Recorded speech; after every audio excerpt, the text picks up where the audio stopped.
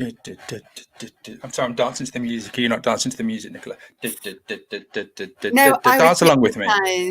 It was the snowflake. Are they snowflakes? I was just like transfixed. Don't know. I don't know.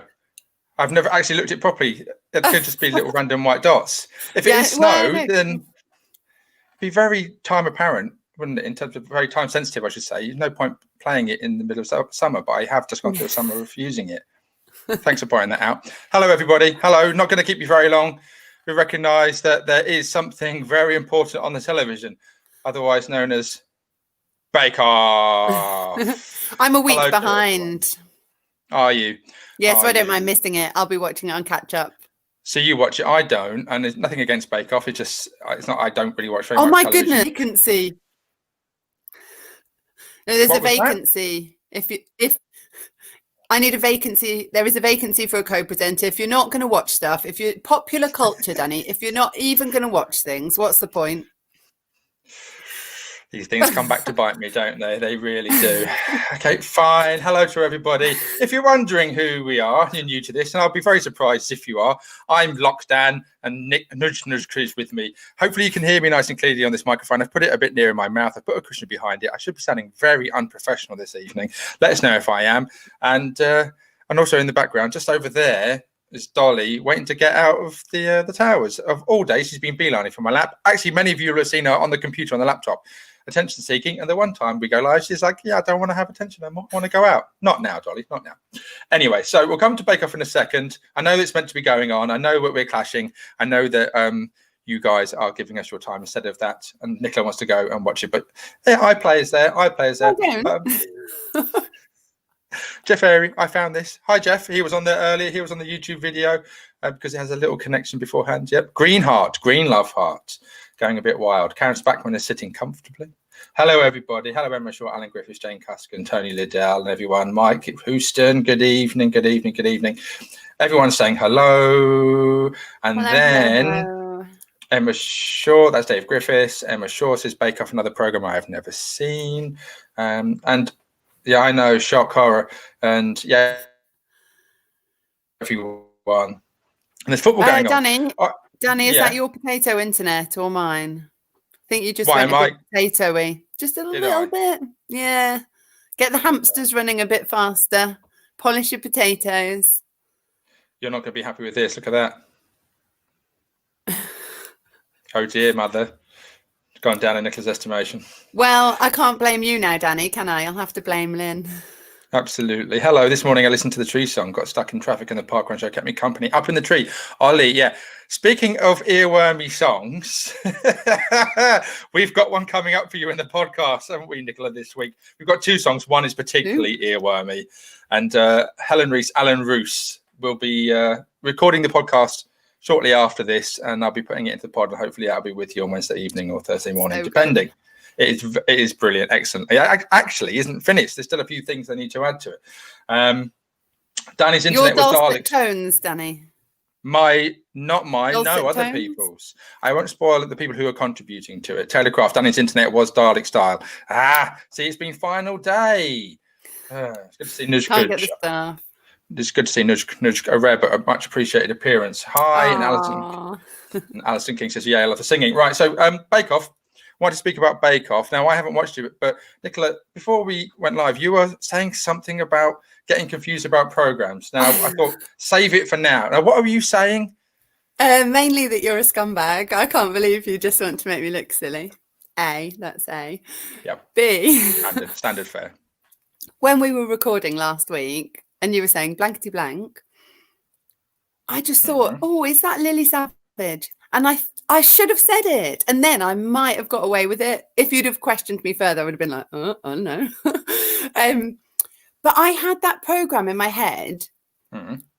There was like a board on a wall with lots of letters, and they turned the letters around. What's that program called? The Turny Letter Game. That's the one. Yes. With the big wheel. Big turny wheel with letters on the back of the board game. That famous one. Oh, you see, so that wasn't blankety blank, was it? No, that was Wheel of Fortune. I nearly confused myself there. Wheel of Fortune, yep. See, so then I was like, oh, do I know it? And then I thought it's like 9 squares with celebrities in them. That's called the 9 Squares with Celebrities in game show. Yay, that's the one. But then I thought it might be that. Celebrity Squares. That's not that. Oh, No. is it not that? Oh, No. that's actually what I thought it was. So yeah, maybe I've not seen it, but I did know it was Lily Savage. But Yeah, Paul O'Grady, who also does Pog Dogs. He obviously loves animals and dogs. He does Battersea Dogs Home things, Battersea Cats and Dogs Home, I should say. But yeah, that's Paul O'Grady. But Blankety Blank. Remind me, I've got to note this down. I thought I was going to put this in the pod. I don't know how I've missed it. Maybe I missed a comment. So Captain Tom, who was doing the 100-year-old guy who was doing the walking around his garden to generate revenue for the NHS, he was on Blank. Do you know about that? He was on Blankety Blank many years ago with Terry Wogan. No way. I did not know. And so he was on there, and one of the moments I spoke to him in the morning, I think it might have been his 100th birthday itself, they brought out the Blankety Blank checkbook, but they don't have the pen anymore.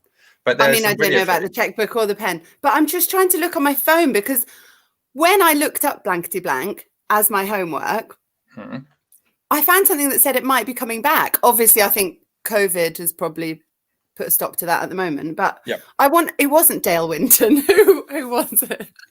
I can't even remember. Celebrities. Sorry, it doesn't really. Dale has passed, hasn't he? Passed away, didn't he, Dale Winton? Oh my goodness, you see, I don't even know. Yeah, he's probably not going to be presenting the new Blankety Blank then. No. Seems unlikely. And also, I don't know if you're a big Bake Off fan, right? Moderate.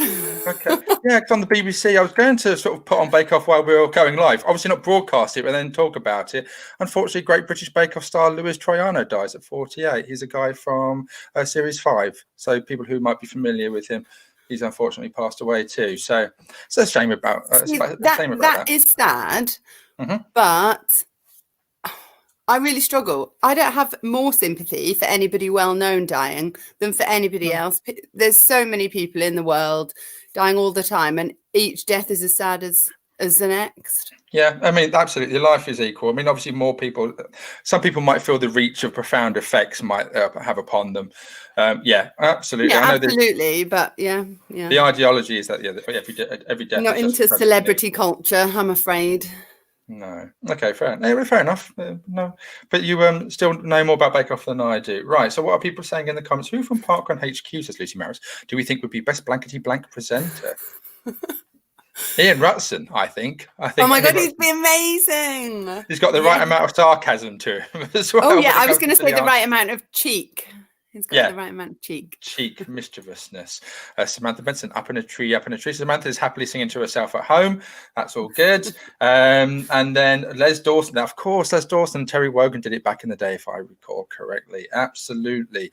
And what was David Williams? He was doing it. These shows keep coming back. I mean, it's... we'll find out who is going to be doing a new one. So Bob Holness used to do... Why? Oh, no. Why am I blanking? Can I have a pee-pees, Bob? Please, can I have a pee-pees, Bob? What's that game show? Come on, Nicola. The letters. Carol Vorderman. No, that's Countdown. Oh my goodness, I'm reducing myself to your level now. No, I don't know. What's the name of it? No. Countdown has letters, though, doesn't it? It does. What game with letters?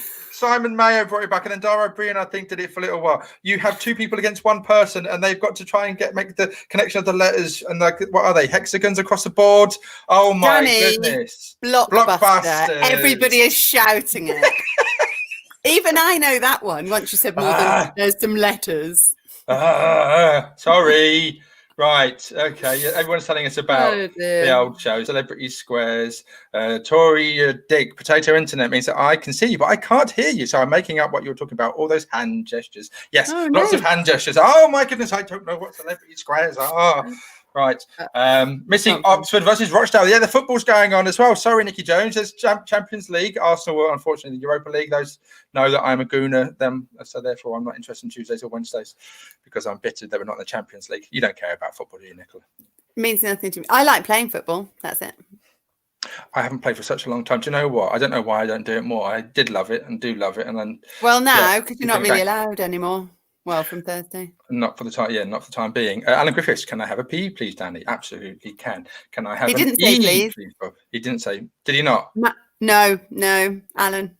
Okay. No manners. No manners whatsoever. Matt's a bit more polite. Look, please, Bob. Exactly. Politeness, Griffiths. And then last thing we'll chat about before we say goodbye to you in about 5 minutes' time. Thank you for joining us once again, as always. US elections. It's a very interesting day from us on the other side of the Atlantic. Now, I would like to think that I speak on behalf of 95% of the people watching right now, that we'd like to see a particular outcome. And it may not go the way that people predict because of polling. It was wrong 4 years ago, but I mean, there's good rumblings coming out at the moment about Joe Biden. Yeah, just don't be complacent. If any Americans are watching this, don't be complacent. I think that's what happened last time, isn't it? Trump will never get in. Yeah, but that's the danger zone. Don't live in the danger zone. 80,000 votes and the Electoral College had an effect. But yeah, I mean, obviously it doesn't affect us, but it does affect us because, of course, there are It affects agreements. The world. Well, it does. I mean, the Good Friday Agreement with Northern Ireland, Joe Biden has said about the whole Brexit thing about there mustn't be affected and changed. And so it does actually have a direct impact with us. Of course, chlorinated chicken and the whole food welfare standards and everything, with the agreements of the trade agreements that we have. So whilst it is on the, 5,000 miles away, it is going to have a profound effect on us. And of course, look, I will put my fingers up and say I cross my fingers for Joe Biden. Put your fingers up. Put your hands up. I'll put my fingers up. Put my hands up and my fingers, and I'll cross them too and say that. Yeah. Or can you cross both? Can you cross both sets of fingers? No, I can't. Can you not? I can't. No. Check me out. I can do the Vulcan thing. Can most people do that or not do that? Weird. No, you probably got weird. You're wearing your headphones better than me though. Do I need them further back? I look a bit weird. I think you look fine. I think it's the angle you're at as well. I think your camera's quite high up, so you'll be looking down upon you.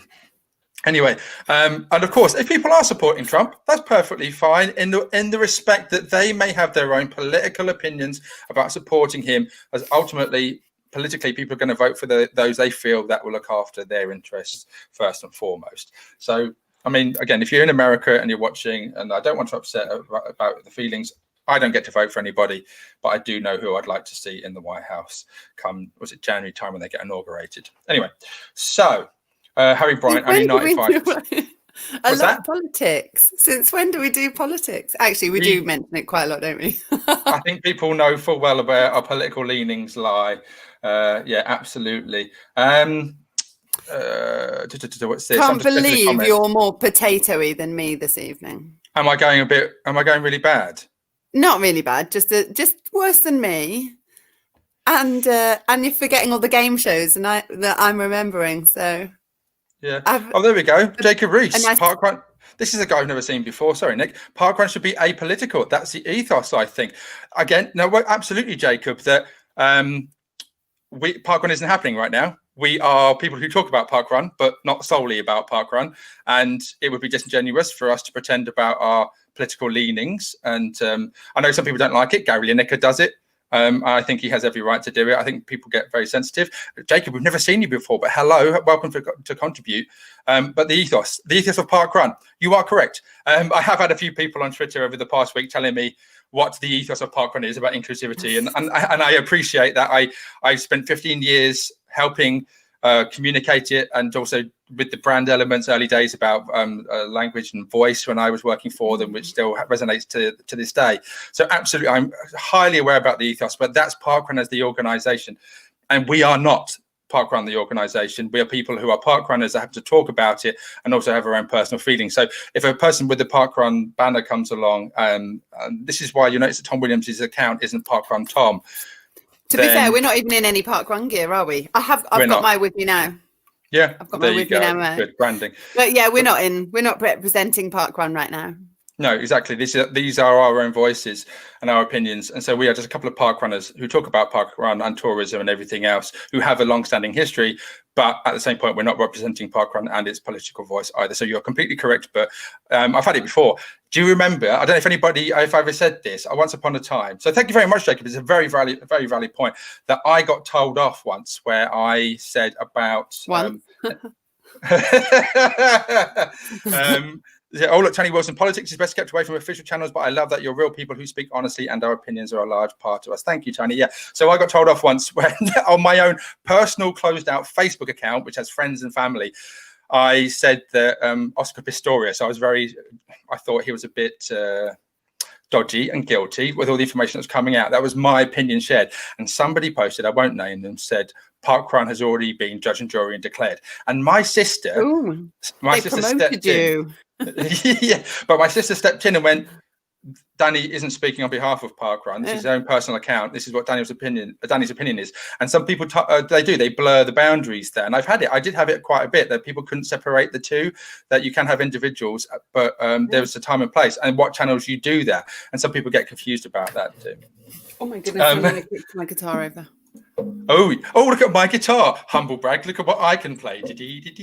I'm not great. No. Just to be fair, before lockdown, Poppy and I had been to 2 parent and child guitar lessons. That's it. I could play 3 chords. What can you play now? 4. No, not really. I can play a few songs. So yeah, I'm still very much a beginner though. Okay. Emma Shaw, what is this parkrun thing you speak of, Danny? I don't know, I've forgotten. It's been such a long time. Of course, it does happen. 1,000 events, 100 events. Again, we'll be speaking about in the pod. Over 100 events are now running now. So that's 10%. We're getting there. Some people know what parkrun is.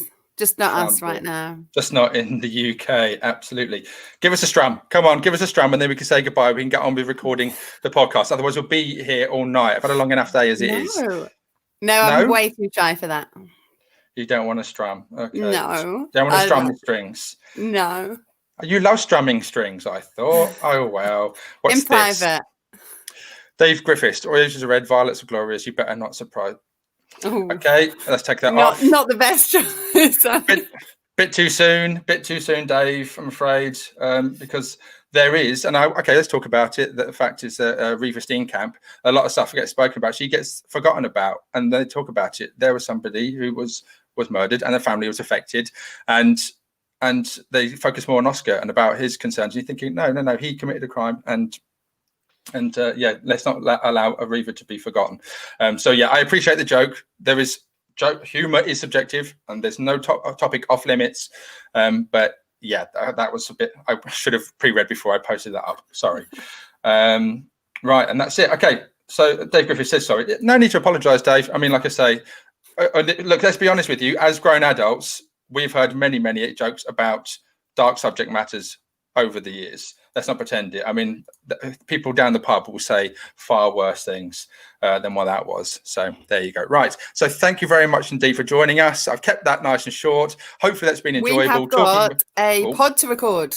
We do have a pod to record. Hopefully that was enjoyable. We are, of course, committing to going live. I say we. I'm pulling Nicola along. She hasn't really had a say in any of this. But Nicola, come on, you have to do it. But we are having other people chip in, and we're going to be with you throughout November. Well, I'm going to be. Are you going to be, Nick? Say it now. Declare. Commit. Hang on.